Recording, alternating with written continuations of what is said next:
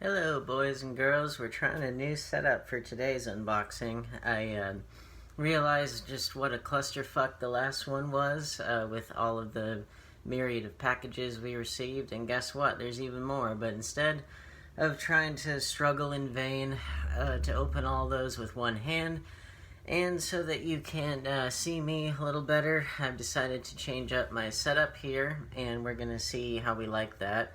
And also that way I got two hands, and for those sharp edges I've got our handy dandy cuticle clippers, because those are the tools of true unboxing champions. Now, one little thing that did come yesterday, but it wasn't really worth talking about until today, was I got Don't Breathe, just the disc only, but I guess the person shipped the original, the original cover with it, and so yeah, it's just, the disc. And the reason why I did that is because I used to have the film with the slipcover and everything, but then I was like, well, I stumbled upon these custom Blu-ray covers on eBay, and these ones are on the very top of the stack here, so I assume that we ought to just go for it, and I'll show you what I mean.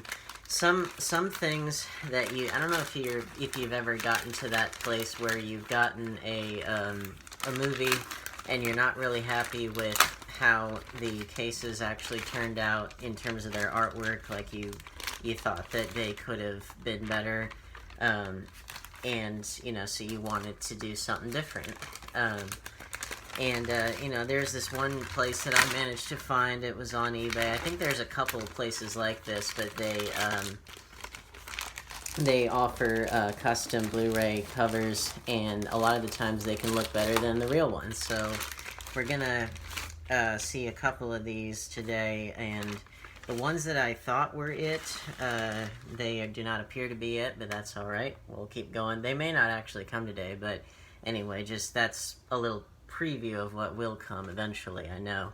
Now, these things that, they said that they were from Dallas, Texas. I ordered them off of the, it's weird, because it said that it was Thrift Books Motor City, so I assumed that they were from Detroit or something, but in fact, I ordered these off the Canadian Amazon store, and these were these two films, House at the End of the Street and A Perfect Getaway, which I've not seen this film, but I thought the cover was cooler than the American one, and same with House at the End of the Street, which I have seen, and that one, I know that it gets a lot of hate, and people are like, oh, why did Jennifer Lawrence do this? Well, I mean, she did it back in 2010, and it didn't come out until 2012, and, that was when she did Silver Linings Playbook and won the Oscar and all that stuff, and then she had to be the kind of actor that didn't normally act in horror films anymore, except for Mother, which I really, really loved.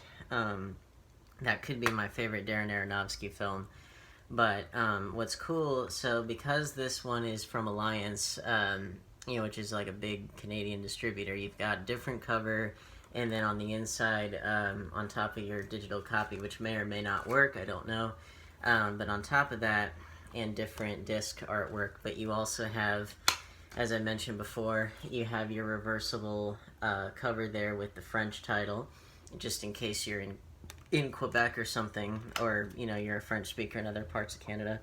But yeah, I mean, I think that's pretty cool. I mean, I think, well, again, they have, obviously, they have two languages that are official at the federal level, whereas the lingua franca in America is English, but we don't have an official language at the federal level, but obviously, English is kind of the official language, and with Spanish coming in a close second, and it kind of got me thinking, it would be cool if outside of Walmart, which is the only place I know of that does this, if we had movies that, did that same kind of bilingual treatment there, like with, you've got your French and you've got your English on both sides there, but like if we did that for Spanish, I think that'd be kind of neat. But yeah, same kind of deal there, different disc artwork than we have in the United States, and the French title there, whatever your preference is. looking forward to checking this one out. I heard good things about it, and yeah, obviously House at the End of the Street. Like, I think it's better than a lot of people think. I don't think it's like amazing. I got this for really cheap, but you know, as far as getting back things that I used to have, which I did used to have, that film I did not have Perfect Getaway before, but you know, in terms of doing that, it's like, for me, the prevailing attitude should be, you know, get it back bigger, better, different, you know, than I had it before, which I think is still a good way to do it. And so this next one is from Tallahassee, Florida, and we're gonna just keep on going here.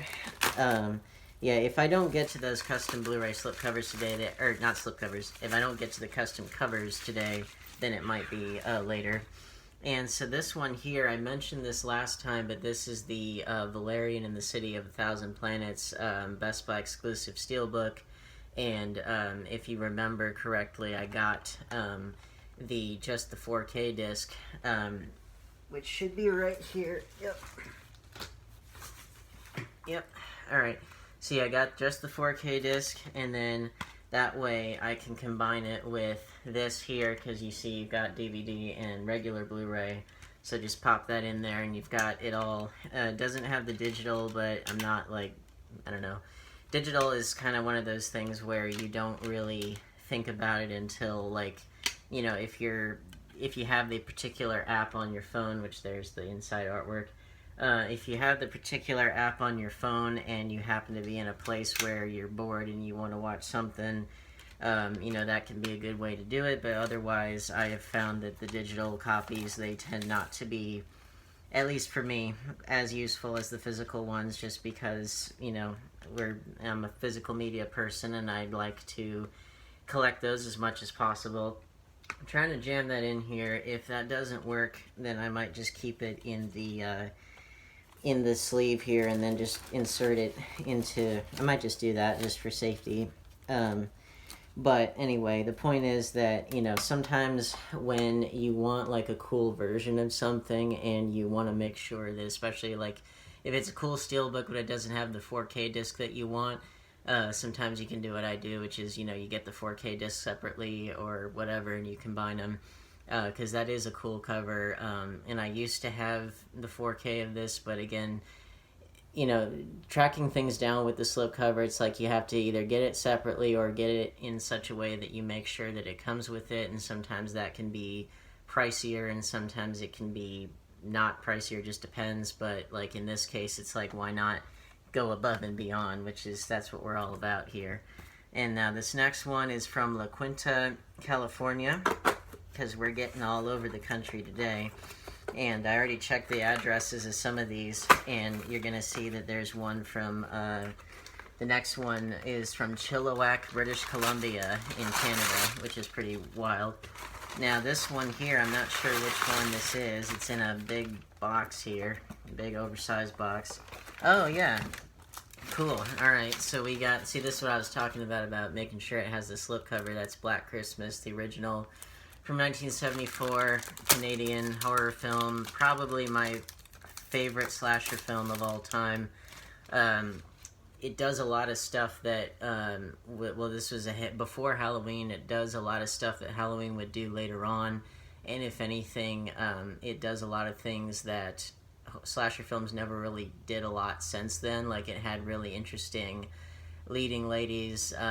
It has a very kind of 70s feminist feel to it, and like in a way that is indicative of the time, but it's also quite refreshing when you look at it next to a lot of the kind of accusations of misogyny that the slasher genre got later on as the 80s wore on. And then of course there's our alternate artwork, which I guess that the person that had this for me put it in there. But yeah, it does a lot of things different, plus like you never see the killer, like you see like just a silhouette or something, but you never see the killer's face. The killer doesn't wear a mask, and the killer gets away with it, you know, which I thought, you know, all of those things together, you know, make for a pretty chilling slasher film, and you know, decidedly different than the competition that would come later.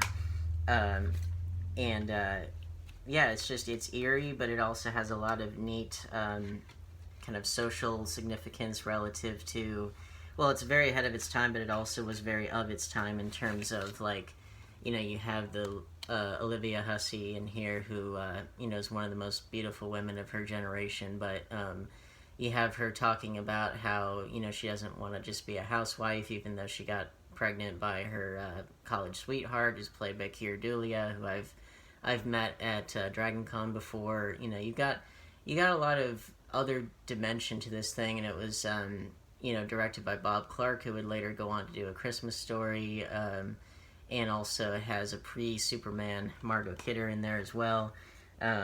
So yeah, it's definitely worth checking out if you haven't already, although I suspect many of the horror people out there have already checked it out. But especially relative to like the 2006 version and that new one that came out last Christmas, neither of which I've seen, I'm sorry to say. I think it's always cool to see kind of where things began.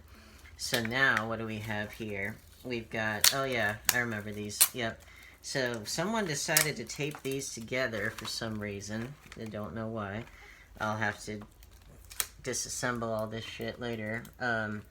So we got two different things. We've got a Canadian edition of Silent Hill Revelation in 3D there.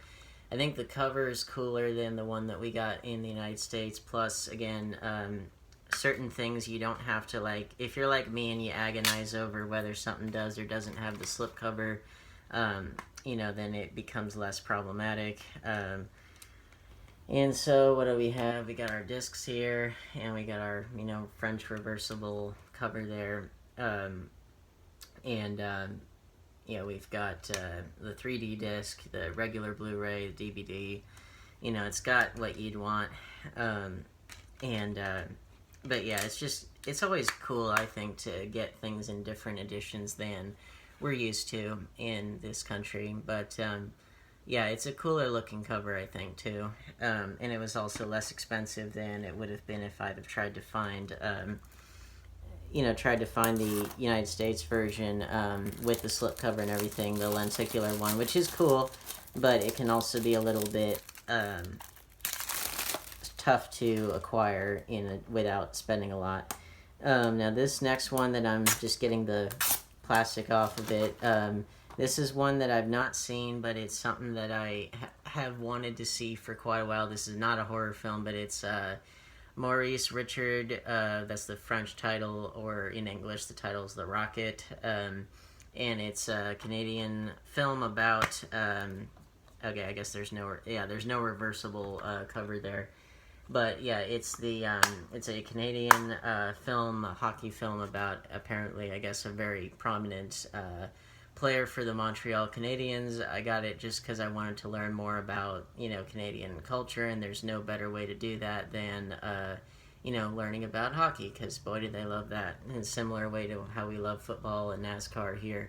And baseball formally, although I think per capita, I bet Japan probably likes baseball more than we do. But yeah, I got the French there and the English underneath. Now on the side it says The Rocket here and then Maurice Richard here, so I'm probably going to put it under R, but then it says Maurice Richard here, so it's basically just kind of pick your poison, I guess. But again, that's kind of the nice thing with those those bilingual covers, is that you do get the option of whatever you want to do. Now this last one here, this is kind of a big box here, and this one says that it's from Monster Music in Charleston, South Carolina, and I cannot remember what this is, so we're gonna find out. But yeah, that one was not a horror film, but it just happened to be included in the rest of them. There was another good Canadian film that was not a horror film that I saw recently. It was called Bon Cop, Bad Cop, which I can always show that to you if you want to see it. Oh yeah, okay. Yeah, so this one, yeah, I'm surprised this came as quickly as it did. So this is another, Canadian edition, but of, American films. And this is, I used to have the, so this was the Tarantino box set here. I used to have the Tarantino XX set that we got in America. Now, it does look like the cardboard's kind of beat up here and here, but, you know, we'll deal with that. But yeah, so there are all the movies there, and you can see the, you know, the various French and English versions of the titles there. And they're all individually, you know, in their own individual cases, which that's different than the one that I had before. That one, I know that they were all kind of in their own special packaging, which was cool, but it also is kind of cool in this kind of arrangement too, especially like, for example, if this box, you know, as cool as it is, if this box were to, you know, be damaged beyond repair or something, you would still have the individual movies. You know, Django Unchained, Inglourious Bastards, Death Proof, Reservoir Dogs, which don't ask me why they're in this order. These are not in chronological order for when they were made. Kill Bill Volume 1. Trying to get that just right. Kill Bill Volume 2. And then Jackie Brown there. And finally Pulp Fiction. But yeah, I used to have these all in the other set, but I just decided to get them back, but in a, you know, cooler, different form. Let's see, I don't want to do these like all individually, or I can, but yeah, it's the same kind of thing, you know, reversible covers there. These are all like Alliance Entertainment 1, you know, editions of things. Now that's a cool disc design there, but yeah, so I mean, I think it's always cool to find, and you know, if you're afraid of like region locking or something, you know, Canadian ones are always, you know, they're region A or region 1, so, you know, don't need to worry about that if you're in the United States. But yeah, I mean, there are definitely a lot of cool things here, and, you know, it's always good to kind of rewatch some of these. Everything here, which this was something that, I guess this one doesn't have a reversible cover there. And there's also, on the back there, there's only English, not French. But anyway, that's the Tarantino XX set.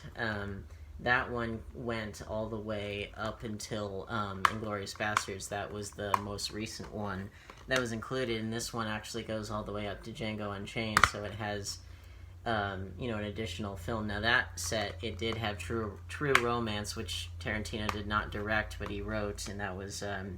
you know, one that Tony Scott directed, but I have that separately. But anyway, yeah, that's the Tarantino set there that came, which is pretty sweet.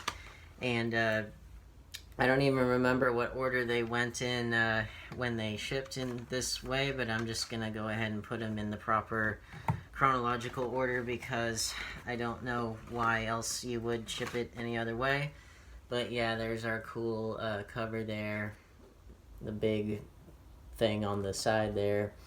And now here's a question I have for you guys. If you have a big set like this, do you display it, like, let's say it's on the shelf, so you got your cover here. Do you do it like this, to where this side is facing out, or to where the individual movies are facing out? You know, it depends, because for me it depends, because sometimes, like these box sets, the opening will actually be on this side, and then sometimes it'll be like it is here on this side. And I've tended to, you know, do it where whichever way that it goes out, whether the opening is here or here, I've tried to do it to where the cover, you know, is facing the correct way. But, you know, it just really depends. I think in this case, it's like, well, also, where do you put it? You know, I probably put it under Q just for, you know, usually I do it through the, you know, first letter or whatever.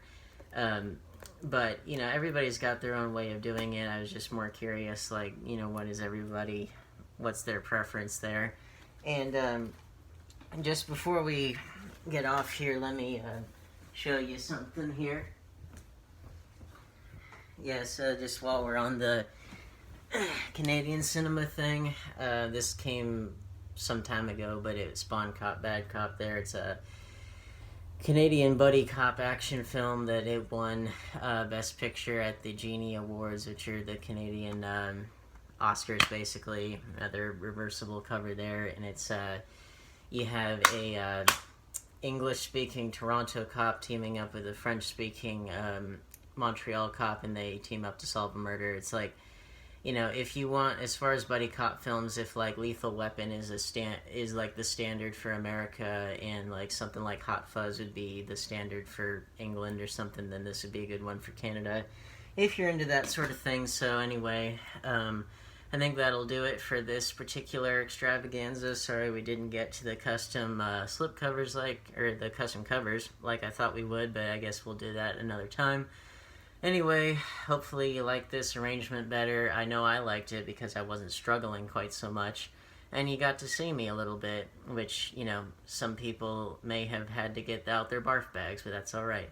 But we'll see you next time, and if you like this setup, I can do it for, you know, more formal film review type arrangements, so just let me know. Hopefully you're all staying safe out there.